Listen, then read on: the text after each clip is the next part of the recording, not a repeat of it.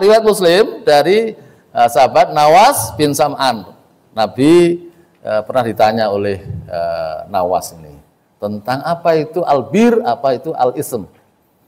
Apa itu namanya kebajikan, kebaikan, dan apa itu dosa. Nabi menjawab, albir yang namanya kebaikan itu husnul khuluq, berakhlak baik.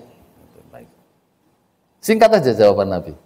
Dan Nabi memang diberi kemampuan oleh Allah untuk mengungkapkan kata itu singkat tapi punya makna yang luas. Itu salah satu kelebihan yang diberikan Allah kepada Kanjeng Nabi Muhammad SAW. Kemudian yang namanya dosa apa? Mahaka fi nafsika, adalah sesuatu yang membekas di dalam hatimu. Wakarita, dan kamu tidak suka ayat toli alaihin nas, kalau diketahui oleh orang lain.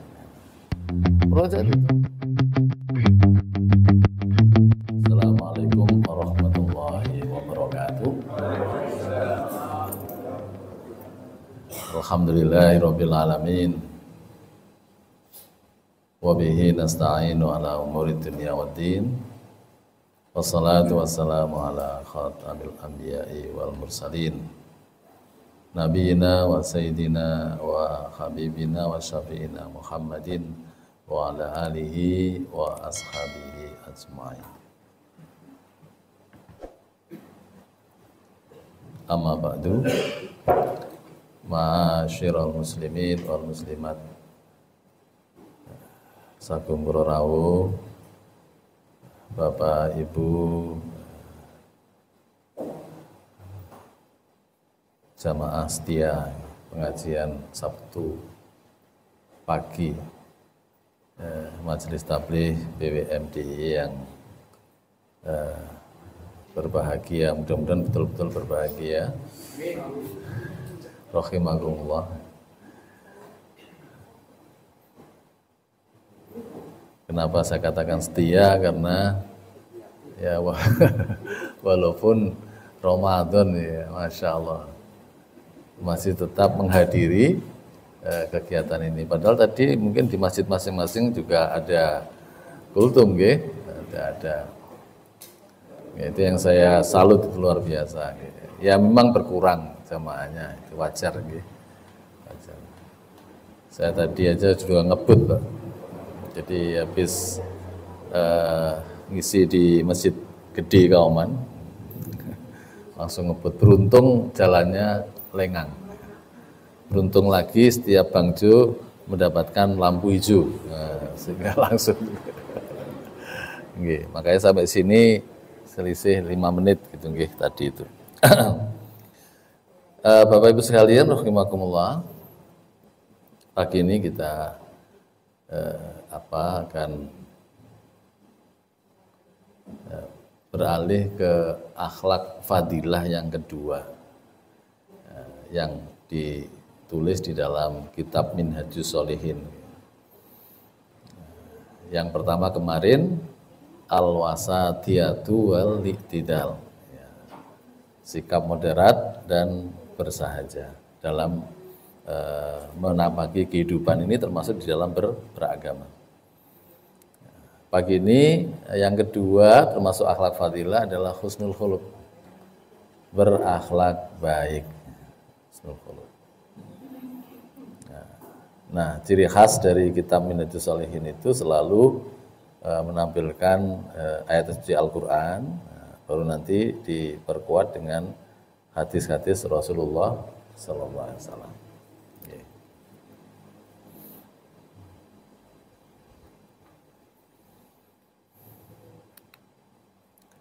Dalil-dalil dari tentang husnul khuluq ini dalam Al-Quran dicantumkan, dikutip surat Al-Baqarah, surat Al-Qalam, salah. Saya tulis dulu Al-Qalam. Dalil yang pertama terkait dengan husnul khuluq ini adalah surat Al-Qalam ayat 4. Yang di sini Allah memuji kepribadian Rasulullah sallallahu alaihi wasallam. A'udzubillahi minasyaitonirrajim. Wa innaka la'ala khuluqin adzim. Wa dan inna sesungguhnya kamu Muhammad la sungguh ala ya, di atas, maksudnya berada di atas, atau dalam bahasa lain memiliki khuluqin, akhlak adzimin yang agung. Ya, khuluq itu bentuk tunggal, jamannya akhlak. Azim, ternyata ada yang memperhatikan persoalan sifat azim ini. Sepertinya Allah tidak sekedar mencantumkan kata azim untuk mensifati kata sebelumnya, lafal sebelumnya. Menurut Prof. Quraish Shihab, Pak Quraish Shihab, penulis tafsir Al-Misbah itu, setiap kata yang disifati dengan azim, maka kata itu, sesuatu itu adalah sesuatu yang luar biasa. Allah mempunyai sifat Aliyul Azim. Dalam ayat kursi kan juga disebutkan Aliyul Azim, maha luhur dan maha agung. Artinya keagungan Allah itu tiada tara, tiada bandingannya. Al-Quran juga disebut Al-Quranul Azim. Ya, Al-Quran yang agung, tidak sekedar agung, tapi memang Al-Quran tiada tara. Ya, Al-Quran itu mukjizat, mukjizat terbesar Rasulullah Sallallahu Alaihi Wasallam, yang dijadikan mukjizat oleh Allah sesuai dengan zamannya. Yang di kemudian hari Allah sudah mengetahui bahwa zaman setelah Kanjeng Nabi Muhammad SAW, eranya itu adalah zaman yang sudah meninggalkan mitos-mitos, ya, dongeng-dongeng dan seterusnya itu. Sudah menjurus kepada mengedepankan akal pikiran, berpikir. Jadi wajar kalau Allah di dalam Al-Quran ya, berulang kali menyampaikan afala ta'qilun, mengapa kamu tidak menggunakan akalmu, afala tatafakkarun, mengapa kamu tidak berpikir, afala tadzakkarun, mengapa kamu tidak dapat mengambil pelajaran, afala tangdurun, mengapa kamu tidak bernalar. Itu dari kata nador, di Indonesia menjadi nalar. Maksudnya melihat fenomena di alam semesta ini, tapi disertai dengan berpikir. Kalau kita jalan-jalan kemana gitu kan, melihatnya kita dengan melihatnya seorang filosof, seorang penyair udah beda. Saya pernah membaca kisahnya M.H. Ainun Najib dalam proses kreatifnya membuat puisi itu. Kalau dia berjalan dari Patang Puluhan ya, menuju ke Malioboro atau kembali dari Malioboro menuju ke rumahnya itu di rumah nanti sudah ada mesin tik, zaman dulu mesin tik, belum komputer, mesin tik ya udah jadi sebuah tulisan dari dia melihat fenomena itu, namanya nador, nalar. Maka ketika Allah menyatakan afala tangdurun, mengapa kamu tidak menggunakan penalaranmu itu ketika melihat sesuatu. Al-Quran itu luar biasa, luar biasa, ya, sesuai dengan zamannya, mukjizat. Hanya bagi orang yang paham bahasa Arab betul itu mengakui keunggulan Al-Quran dalam bahasa Arab. Bahasa Arabnya Al-Quran itu luar biasa. Sampai sekarang belum ada yang bisa meniru seperti Al-Quran. Fa'tu bi suratim min mithlih. Nah, ya kan? Wad'u syuhada'akum min dunillah. Itu enggak ada yang bisa itu. Sampai sekarang belum ada yang bisa. Al-Quran. Belum lagi kandungan isinya itu. Kemujizatannya bisa dilihat dari isyarat-isyarat ilmiahnya. Yang kedua dari pemberitaan ghaibnya. Ya, di masa lalu, tentang masa lalu. Bahkan ada ramalan ya, tentang sesuatu yang akan terjadi di masa depan. Prediksi begitu. Ya. Maksudnya bangsa Romawi ya, ketika dikalahkan, dia nanti suatu saat dia akan mengalami kemenangan. Dan itu sudah diceritakan oleh Al-Quran. Surat Ar-Rum bahkan menjadi sebuah nama surat Romawi itu. Ghulibatir Rum. Nah. Kemudian surat Al-Lahab itu menggambarkan nasibnya Abu Lahab. Ya. Jadi sudah diceritakan itu. Dan nyatanya memang nasibnya tidak baik karena perilakunya sendiri, termasuk juga istrinya. Nah, ini Al-Qur'anul Azim. Bahkan ketika politisi Swedia kemarin itu membakar Al-Qur'an ya. Tasik Berseng ya, namanya saya lupa namanya. Ya, bakar Al-Qur'an. Walaupun dalam video itu dia pempeleng orang. Ya, ada yang lewat pempeleng. Nah, reaksi dari ulama Amerika ya, ulama ya, berarti Islam ya, bukan pendeta, bukan pastor. Nah, dia mengatakan kalau semua sekarang, katakanlah sekarang ini semua kitab suci dibuang ke laut. Ya, dibuang ke laut. Semua yang ada di dunia dibuang ke laut. Termasuk Al-Qur'an. Semua Al-Qur'an dibuang ke laut. Nah, yang bisa ditulis kembali besok hari hanya Al-Qur'an. Yang lainnya tidak bisa. Ya, pendeta pastor kan nggak ada yang ngapal Al-Quran. Ya, para rabi ya kan nggak ada itu. Orang-orang Hindu, Buddha nggak bisa itu. Tripitaka, Veda nggak hafal. Yang hanya bisa dihafalkan Al-Quran. Tidak hanya oleh orang tua, anak-anak kecil itu sudah bisa hafal Al-Quran. Ya, bahkan ketika diadakan musabaqah tahfidzil Quran tingkat dunia di Azerbaijan, ya itu ternyata yang mengikuti itu 500 orang. Tapi bukan orang besar, anak-anak. Karena persyaratannya maksimal usianya 7 tahun. 30 juz. 500 anak seluruh dunia. Ini nggak ada, pada agama lain nggak ada. Ya, walaupun untuk musabaqah tilawatil Quran masih bisa itu gereja ngadakan itu ya, ngadakan ya. Tapi kan hanya itu, tapi soal menghafal Al-Quran nah, itu hanya umat Islam aja yang bisa melakukannya itu. Jadi hari ini dibuang ke laut, besok itu sudah muncul kembali. Tinggal baca aja yang hafal Al-Quran, terus kemudian penulis khot yang bagus, yang ngerti bahasa Arab, nulis, sudah jadi. Mau dicetak berapapun, bisa. Ya. Itu yang disebut Al-Quranul Azim. Hari kiamat disebut Yaumun Azim. Karena apa? Karena hebat sekali hari kiamat itu. Yang kata Allah itu tidak pernah peristiwanya itu terlintas di pikiran. Kan? Pernah dilihat oleh mata, didengar oleh telinga. Seperti apa gambaran sesungguhnya? Kita kan mendengar, oh ini hari kiamat gambarnya seperti ini. Kan hanya baru gambaran sepintas saja. Tapi yang sesungguhnya seperti apa? Apakah seperti film 2012?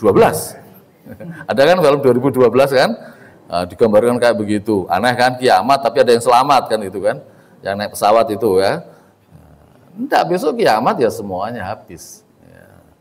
Wa yabqa wajhu rabbika dzul jalali wal ikram. Yang tersisa, yang kekal adalah zat Tuhanmu yang punya dzul jalali wal ikram, kemuliaan, keagungan dan kemuliaan. Itu hari kiamat. Nah, kalau di sini Allah menyatakan bahwa Kanjeng Nabi itu punya akhlak yang agung, itu memang akhlaknya Rasulullah itu luar biasa, luar biasa. Pada suatu hari ada orang pengen ketemu Rasulullah. Nah, lalu yang menemui Aisyah karena Rasulullah tidak ada. Apa tuh ada apa tuh? Ya, bahasa saya ya, saya tuh pengen ketemu Rasulullah, pengen ketemu Muhammad. Nah, ya, gitu kan. Dia mungkin orang luar ya, belum Muslim. Seperti apa sebenarnya akhlaknya Muhammad itu? Kata Siti Aisyah, akhlaknya Kanjeng Nabi itu ya Al-Quran itu. Kalau pengen tahu akhlaknya kan Nabi, Al-Quran itu. Artinya apa? Artinya ajaran-ajaran tentang akhlak yang baik, akhlak yang buruk itu ada di dalam Al-Quran. Dan itu sudah dilaksanakan oleh Rasulullah. Maksudnya yang baik diterapkan oleh Rasulullah, yang tidak baik ditinggalkan oleh Rasulullah SAW. Nah udah, kalau udah begitu ya memang layak kalau Allah mengatakan wa innaka la'ala khuluqin adzim. Oke. Berikutnya, yang kedua. Surat Ali Imran 159. Fabima rahmatim minallahi lintalahum. Ya, fabima maka disebabkan ya, atau dikarenakan rahmat ya, dari Allah. Lintalahum. Linta kamu bersikap lemah lembut lahum pada mereka. Walau kunta, seandainya sekiranya kamu dulu ya fadhon bersikap keras ya ghalidul qalbi ya, berhati kasar ya, ghalid kasar lang fadhu sungguh atau niscaya mereka itu akan menjauhkan diri min haulik dari sekitarmu. Kenyataannya kan tidak begitu ya. Ya, ada momentum di mana orang berbondong-bondong masuk Islam. Itu ketika Nabi sudah hijrah ke Madinah dari Mekah. Ujian berat 13 tahun di Mekah, hanya sedikit, masih sedikit pengikut beliau. Itu punya sedikit sudah kebanyakan kaum du'afa, ya, du'afa atau mustad'afin. Du'afa, do'if artinya lemah. Kalau mustad'afin itu dilemahkan. Oleh siapa? Oleh sistem. Ya, oleh sistem yang dibangun di dalam masyarakat itu.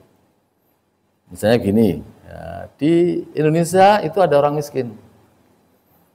Ya, ada yang miskinnya memang karakter miskin. Ya wataknya begitu memang miskin. Tapi ada orang yang dimiskinkan oleh sistem. Ya. Misalnya bank, ya kan? Orang miskin nggak mungkin bisa pinjam bank. Ya, karena apa? Harus pakai jaminan. Nah, cuma nggak adilnya bank itu kan gitu. Nek sing nyilih wong sugih malah kadang-kadang nggak pakai jaminan. Nah, maka orang kaya yang ingin kaya tapi punya maksud jahat, pinjam besar, lalu dibawa lari. Masih ingat Edi Tansil? Juga yang lain-lain gitu kan, saudaranya Hendra siapa itu? Bukan Hendra Darmawan ketua Majelis Tabligh, bukan. Ya, Hendra siapa itu yang punya dulu bank BHS tuh, Bank Harapan Sentosa. Ini nggak ada, cuma harapan saja. Wujudnya Sentosa nggak ada, malah uangnya nasabah diambil. Ya, di Tansil nggak jelas temannya di mana. Hendranya meninggal dunia di Australia. Nah, nggak tahu itu sampai di mana nasibnya. Uang itu yang juga banyak. Nah, jadi kakak beradik ini maling semua, gitu kan? Maling semua. Jamaah sekalian rahimakumullah, ya. Setelah hijrah ke Madinah itu barulah kemudian kita saksikan 10 tahun di sana, kemudian kembali lagi ke Mekah, Fathu Mekah. Ya, itu surat An-Nasr turun. A'udzubillahi minasyaitonirrajim. Bismillahirrahmanirrahim. Idza jaa nasrullahi wal fath wa ra'aitan nasa yadkhuluna fi dinillahi afwaja. Kamu menyaksikan orang berbondong-bondong masuk Islam. Bahkan ketika Fathu Mekah itu tidak ada setetes darah yang tertumpah. Ya, enggak ada. Kalau pengen masuk Islam, yuk ikut kami. Nah, kalau belum ingin, silakan masuk ke rumahnya Abu Sufyan, ke rumahnya yang lain, ada ditunjuk oleh Nabi. Abu Sufyan sesungguhnya sudah masuk Islam pada waktu perjanjian Hudaybiyah. Tapi oleh Nabi, kamu nggak usah ikut kami, kamu pulang aja ke kemana? Ke Mekah. Laporkan aja kondisinya seperti apa Mekah. Abu Sufyan, bapaknya Muawiyah. Muawiyah bin Abi Sufyan, pendiri dinasti Bani Umayyah. Yang nanti ibu kotanya di Damaskus, Syria. Itu yang kedua. Jadi kelemah lembutan Nabi itu seperti itu. Nabi dipukuli oleh orang, Nabi memberi anu pada orang perempuan ya, yang buta. Mau ngata-ngatain Muhammad padahal yang memberi Kanjeng Nabi. Dia tidak tahu kalau yang memberi Rasulullah SAW, tapi dia ngata-ngatain Rasulullah. Itu Rasulullah. Dan banyak lagi yang bisa diceritakan, tapi karena waktu yang berikutnya yang ketiga, Allah berfirman dalam surat Fussilat ayat 34. Wala tastawil hasanatu walas sayyi'ah, tidak sama antara kebaikan dengan kejahatan atau keburukan. Idfa, ya, tolaklah, ya, atau cegahlah, ya, keburukan itu billati yahsan dengan apa? Dengan sesuatu yang lebih baik. Nah, ini resep yang diberikan oleh Allah Subhanahu Wa Taala dan kemudian diterapkan oleh Rasulullah SAW. Akhlak. Apa yang terjadi? Faidal ladzi bainaka wa bainahu adawatun. Kalau ada permusuhan di antara dirimu dan orang lain tadi itu yang berbuat buruk pada kamu itu, maka ada perubahan besar itu. Ka'annahu waliyun hamim. Maka dia itu tiba-tiba berubah menjadi teman yang sangat setia. Padahal tadi memusuhi. Ya, dia akhirnya berpikir, lah ya, siapa sebetulnya yang jahat, yang buruk siapa ini? Dia saya usilin, saya ini tenang-tenang saja, bahkan malah baikin saya. Ya, malah mempergauli saya dengan baik. Masya Allah, keburukan dibalas dengan kebaikan. Bukan apa itu? Susu dibalas dengan air toba, ya, bukan itu. Tapi air toba dibalas dengan air susu. Itu kan Nabi. Oke. Ini bisa kok diterapkan, kita terapkan bisa itu, seperti itu. Oke. Kemudian yang keempat, surat Al-Imran ayat 134. Alladzina yunfikuna fis sarra'i wad dharra'i. Siapa itu alladzina? Itu badal. Dalam bahasa Arab namanya badal. Dia menjelaskan muttaqin gitu. Wasari'u ila maghfiratin mir rabbikum wa jannatin arduhas samawati wal ard. U'iddat lil muttaqin. Surga yang luasnya seluas langit-langit dan bumi itu disediakan bagi orang yang bertakwa. Tapi syaratnya segera, ya, kalau ingin mendapatkan segera meraih ampunan Allah. Sari'u ila maghfiratin mir rabbikum wa jannah dan sebagainya. Nah, orang yang bertakwa ini, ya, ciri-cirinya diantaranya dalam surat Ali Imran 133, 134, 135 dan seterusnya itu. Nah, yang 134 ini menggambarkan pertama, dia punya karakter suka berinfak dalam kondisi lapang rizki atau dalam kondisi sempit rizki. Satu itu. Yang kedua, dia bisa menahan marah. Wal kadhiminal ghaidh.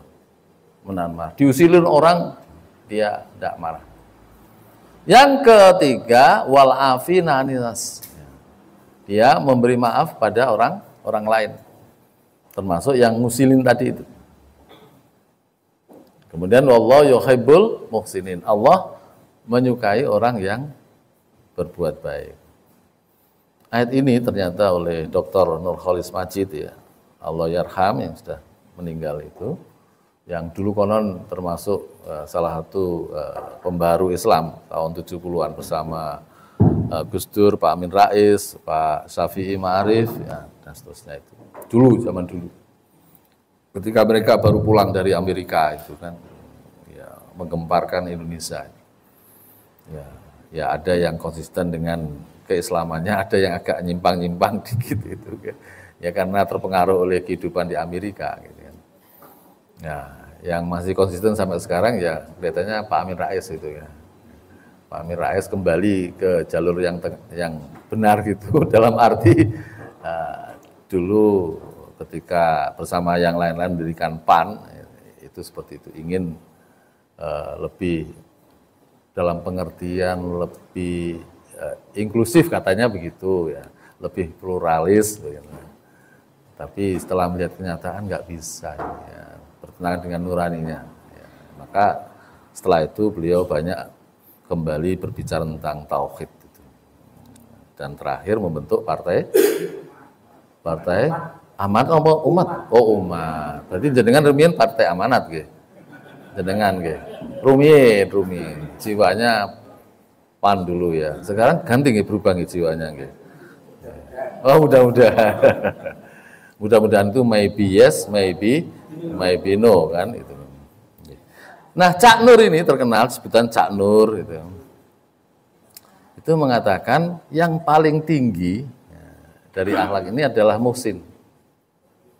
Ya, di atasnya lagi afina, yang berikutnya kadim.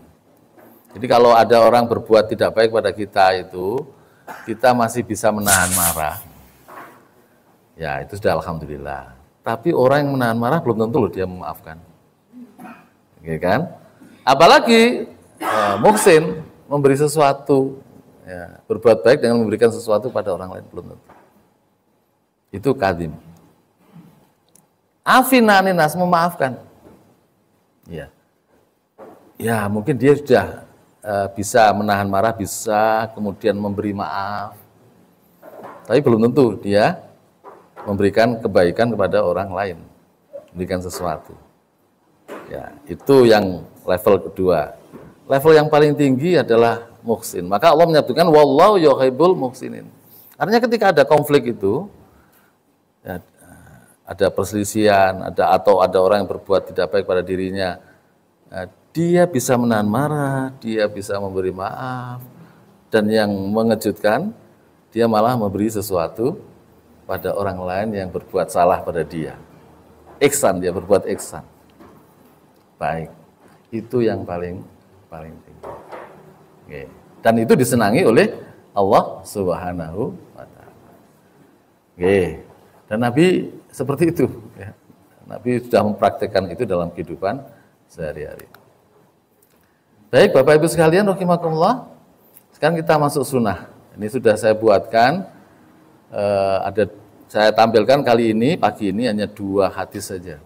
Dan saya sejak awal saya iringi dengan terjemah. Karena Pak Widodo yang hari ini tidak rawuh, ya Pak Widodo yang pesen saya itu kan pesen. Nggak tahu Bapak Ibu sekalian yang lain juga pesen apa enggak ini kan? Ya kalau tidak ya nanti Pak Widodo saja. Sudah dikawin Pak Widodo. Sudah diwakil. Oh Widodo, oke.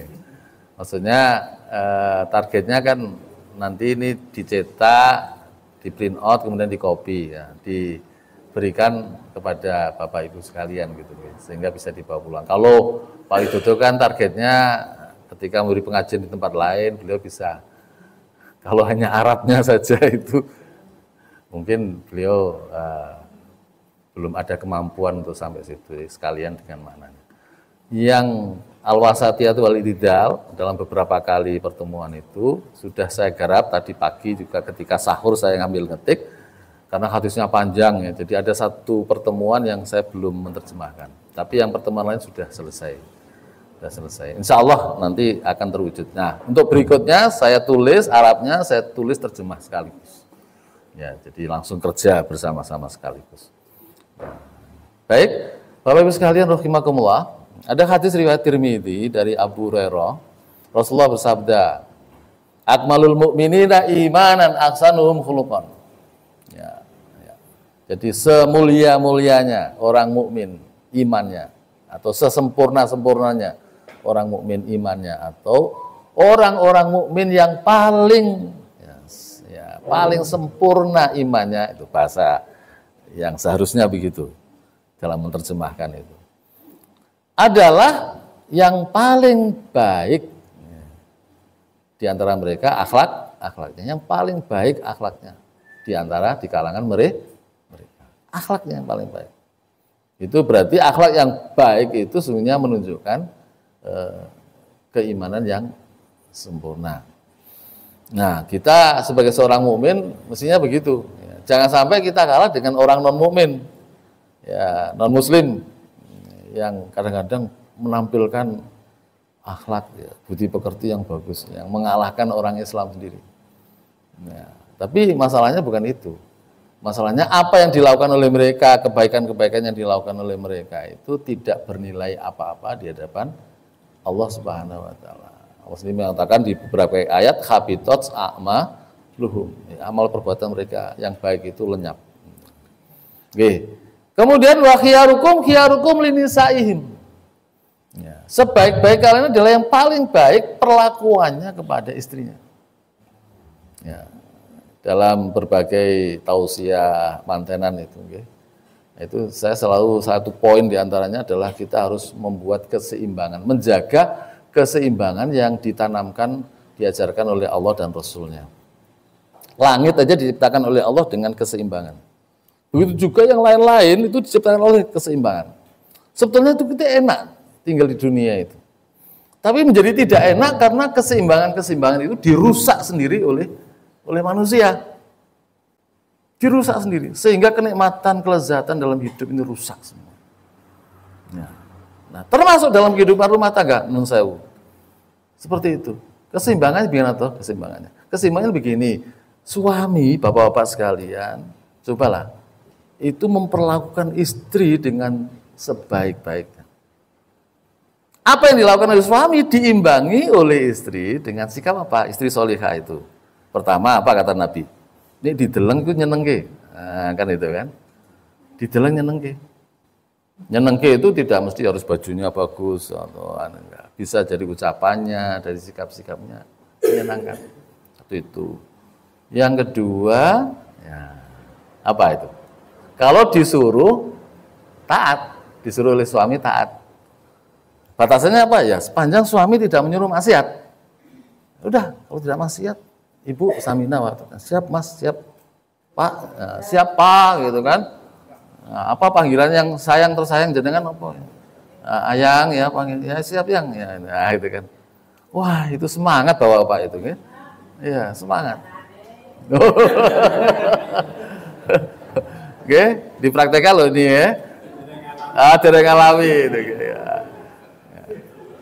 Ya. Yang ketiga, kata Nabi, kalau diberi nafkah, ya, itu dia apa? Dia merasa cukup gitu. Enggak dibanding-banding kayak lagunya Farel itu. Ya kan? Dibanding-banding. Enggak, ya, sudah kalau banding-banding dengan yang lain, oh, kok sana kok bisa gitu. Enggak. Dia bisa memahami penghasilan sang suami itu. Ya, memahami betul. Nah, itu.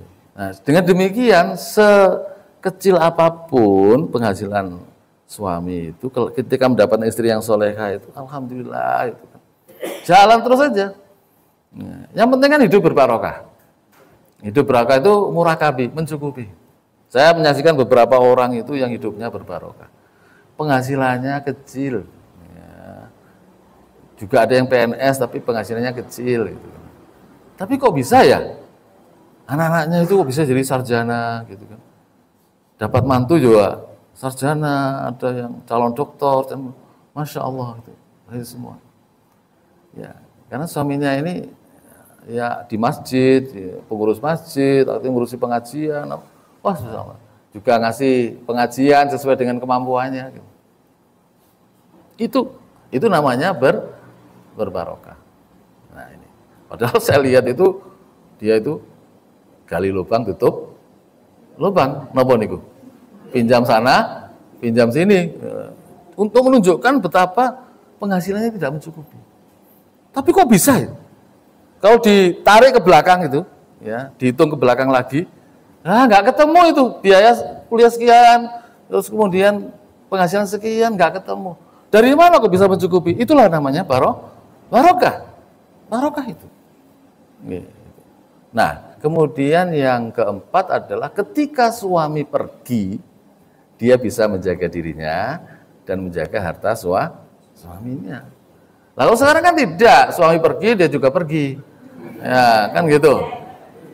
Ya, suami selingkuh dia juga selingkuh, ya Allah gitu. Seimbang itu. Seimbang. Menyeimbangkan diri buatan dia loh Pak ya. Berdasarkan nafsu dia berusaha menyeimbangkan itu kan. Tapi berdasarkan nafsu, hawa nafsu. Hartanya juga gitu. Kan ada yang menurut saya suami pergi, hartanya Lego dijual, dianu masalah. Soalnya pulang kaget semua, lah ini mana ini, di mana ini, mana ini. Seperti itu, Pak. Nah ini, jadi harus ada keseimbangan. Coba aja dipraktekkan itu, insya Allah. Okay. Itu Quran, Sunnah ini praktekkan. Insya Allah terwujud itu, keluarga sakinah, mawaddah dan rahmah. Yang kedua, riwayat Muslim dari sahabat Nawas bin Sam'an. Nabi pernah ditanya oleh Nawas ini tentang apa itu albir, apa itu al-ism. Apa itu namanya kebajikan, kebaikan, dan apa itu dosa. Nabi menjawab, albir, yang namanya kebaikan itu husnul khuluq, berakhlak baik.